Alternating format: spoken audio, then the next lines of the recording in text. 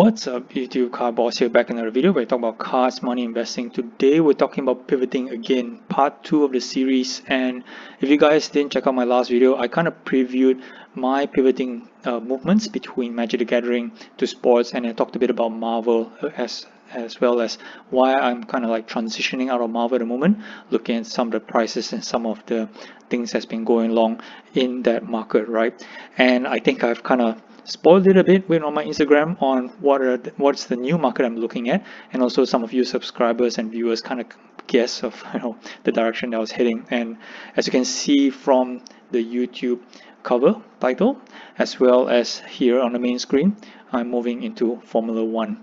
And it says, it's not something that's pretty new, right? But definitely the big news recently over the weekend is this one-of-one 2020 Topps Chrome Superfractor of Lewis Hamilton on a PSA 7 for $900,000, right? That's a mega card, right? For especially talking about something that's ultra modern like 2020.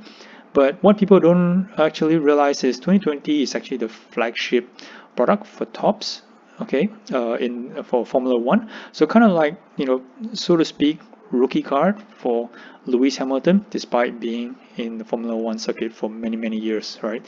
So nevertheless, this one ended up going auction $900,000, as well as a couple of items here, right? Kind of like just gave a lot of buzz in the market over the weekend. And so it's already been brewing for a couple of weeks now, right? And the signs were all there, which is what I'm going to talk about mainly in this video, about signs of pivoting and what sort of things that to look out for when you want to consider pivoting into a new market, using Formula One as an example.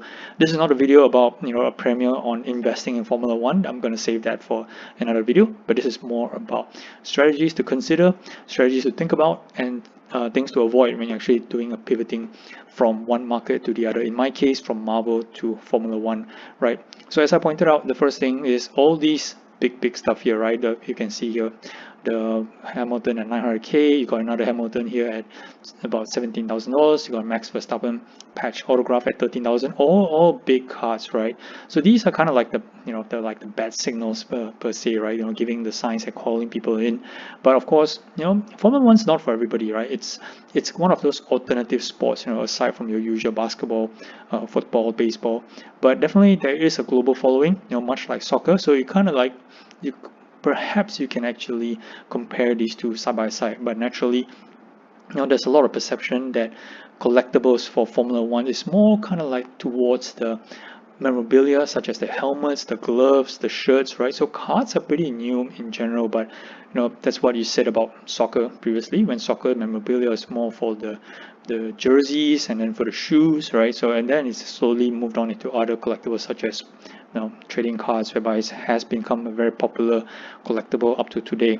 So Formula One's definitely, I would say, a step behind, but with this big bang here of this $900,000 deal, it's kind of like put Formula One onto the map, and lots of people is just looking at this market, perhaps still sitting on the fence a bit whether or not to put money into this market.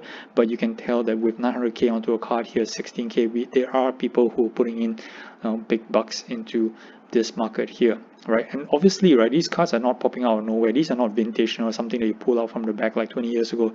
These are recent sets which just re-released, and in order to get any of these cards, right, you guys actually have to crack products, right? So which means that there are lots and lots of products already being ripped open, and lots of other singles that's actually in the secondary market. So the market for Formula One is actually there, right? It's not something that just came out of the blue. It's been talked about for about a year ago. I think I did a YouTube video, one of my earlier videos on my channel was about say almost close to a year ago. I wouldn't say, yeah, about a year ago, talking about a little bit of premiere about Formula One. I dipped my feet a bit into Lewis Hamilton, just base refractor silvers, but nothing really much there. The market was still kind of a bit slow at a point in time, but now we're looking at a different kind of animal, right?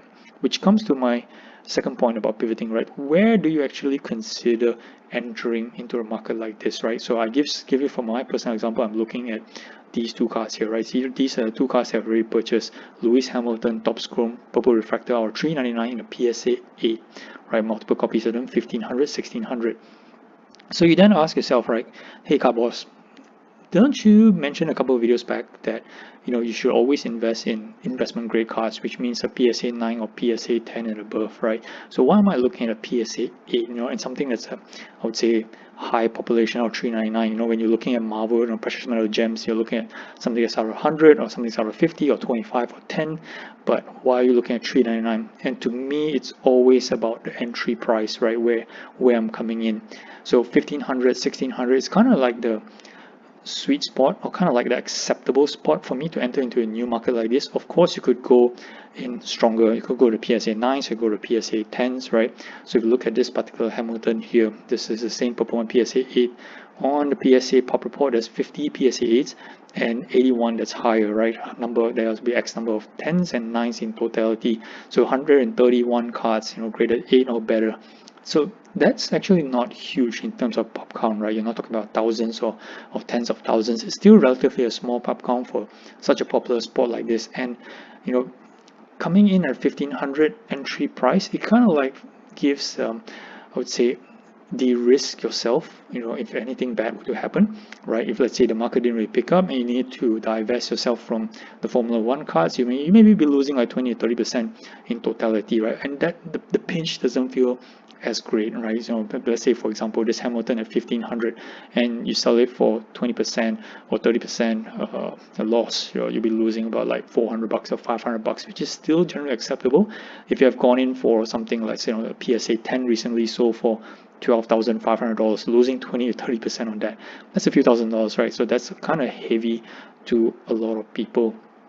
So before you do any kind of plays like this, you have to consider the entry price, and that entry price forms part of, I would say, a calculated plan, entering into these kind of markets. Go into depending on what kind of character, and in this case what kind of driver, what kind of cards, what kind of grades, what kind of price. So there are a lot of things that you need to consider when you're pivoting into a new market and something such as Formula One like this. I'm not going to touch in detail in this particular video, but one thing's for sure, it's you're not going to get it right the first time. You're going to make mistakes. I'm perhaps going to make mistakes. Perhaps I'm going to think that PSA 8 it's a bad play all the while and you got to go something at 9 or better. Perhaps in the long run that will be the case, but I do strongly believe in my strategy that always coming in at the acceptable entry price is the way to go. I could certainly afford a PSA 9, right? Perhaps it's going for about maybe $3,500 or $4,000, but to me, going to the market, I kind of like to spread my wings a bit wider. Don't mind taking a bit of early losses just to get a feel of the market, right? So if you are pivoting into a space like this, that's generally a mindset that you want to go in with. Okay, so that's kind of like the couple of things that I'm moving into. So no surprises anymore. Formula One it's going to be my area of focus for the next couple of weeks at least. Grand Prix Miami is this coming weekend, so whether or not that's going to escalate the whole hobby, we're yet to see. Alright, do like and subscribe, follow this channel if you enjoy this kind of content. Thanks for watching guys. Carboss out.